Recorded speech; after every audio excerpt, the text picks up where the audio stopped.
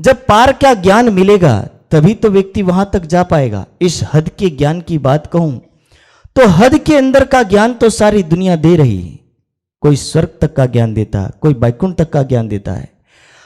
मैं ये नहीं कहता हूं कि किसी ज्ञान को नहीं लेना चाहिए, पर एक बात अवश्य समझने वाली है कि आखिर ब्रह्मवाणी ने जो पार की बात कही कि माया से परे जाना है, तो ब्रह्म ज्ञान की जरूरत क्यों है?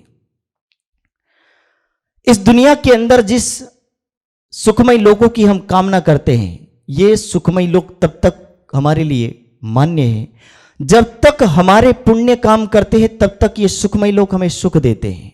पर जिस दिन हमारे पुण्य समाप्त हो जाते हैं, जिस दिन हमारे अच्छे कर्म, पुण्य कर्म पूरे हो जाते हैं, उस दिन उस लोक से हमें वापिस आना पड़ता है।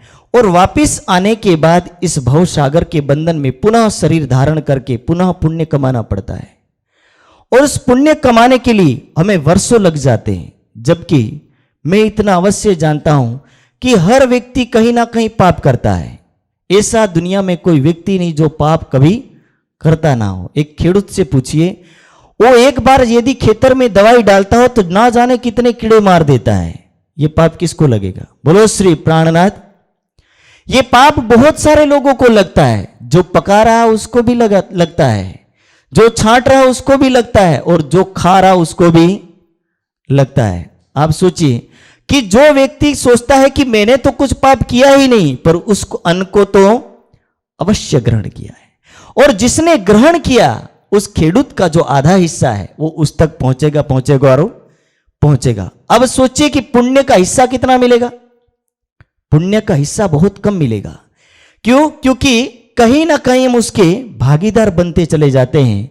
और इसलिए दुनिया के ऐसे बहुत सारे कर्म हैं, इसलिए लोग स्वर्ग की कामना से स्वर्ग की भक्ति करते हैं और स्वर्ग की कामना करके दौड़ लगाते हैं। पर इतना समझना कि स्वर्ग की भक्ति केवल इतना सुख दे सकती है जैसे किसी होटल में जाने के बाद व्यक्ति एक होटल में रह करके 10 दिन का भाड़ा भर कर रहता है, और जैसे ही उसका 10 दिन का भाड़ा समाप्त हुआ, उसके 11वें दिन होटल का मालिक उसको वहां से वापिस रिटर्न कर देता है, क्योंकि आगे भाड़ा भरने की क्षमता नहीं है।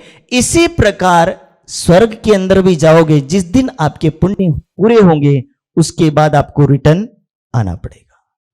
और यही वैकुंठ का भी सिद्धांत है। इसलिए सालोक्य, सामीप्य, सायुज्य और सारूप्य, ये 4 प्रकार की मुक्ति के अंदर हम जाते अवश्य हैं, पर रिटर्न भी अवश्य आना पड़ेगा।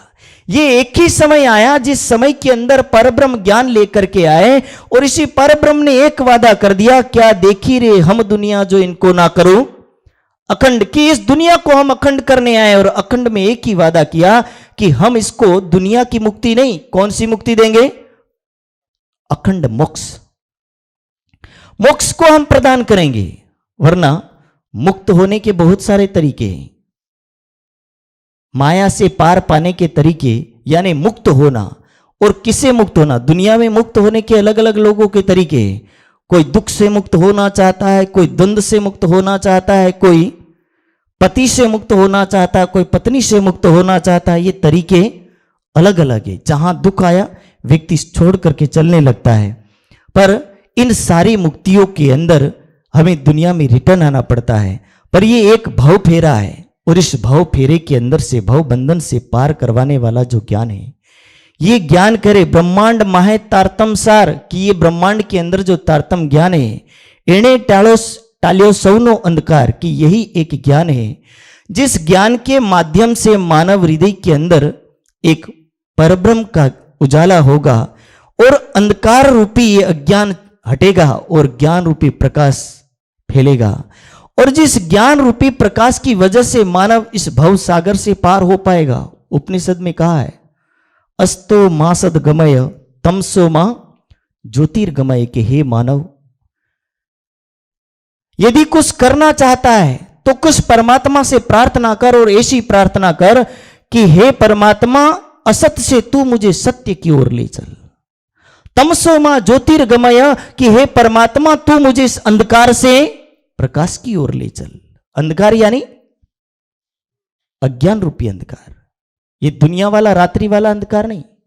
जो अज्ञान रूपी अंधकार के है, जो हर मानव के हृदय के अंदर छाया हुआ है, जिस अंधकार की वजह से मानव इस जन्म मरण के बंधन से मुक्त नहीं हो पाता। इसलिए अंतिम चरण में कह रहे मृत्युर्मा अमृतम गमयति, कि हे परमात्मा तू मुझे मृत्यु से अमृत की ओर ले जा। अमृत यानी मोक्ष की ओर ले जा। और मोक्ष तक जाने के लिए एक ही उपाय बच जाता है। यदि मोक्ष तक जाने के लिए हमें कुछ प्रयास करना है, तो वेद और उपनिषद के शब्दों में कहूं तो उन्होंने एक बात कही कि यदि मोक्ष तक जाना है तो एक ही मार्ग है कि दुनिया के द्वंद्व से छूटना है तो व्यक्ति शरीर छोड़ करके भी छूट सकता है, लेकिन मोक्ष तक जाने के लिए आपको केवल शरीर छूटने से मोक्ष मिलने वाला नहीं है। शरीर छूटने से केवल आपको दुनिया का दुख यदि छूट सकता है, पर हो सकता है कि वो दुख आपको वापस मिल जाए। लेकिन अखंड मोक्ष के लिए आपको क्या करना होगा?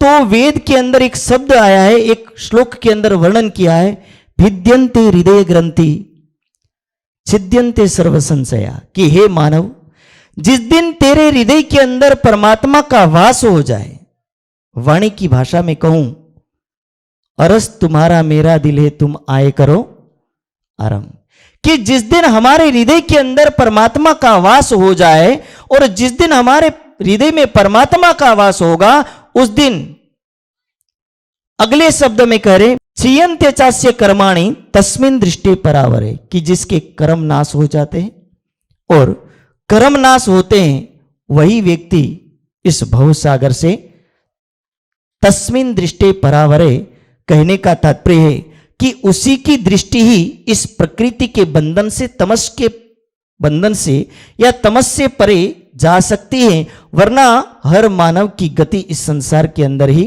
रहनी है।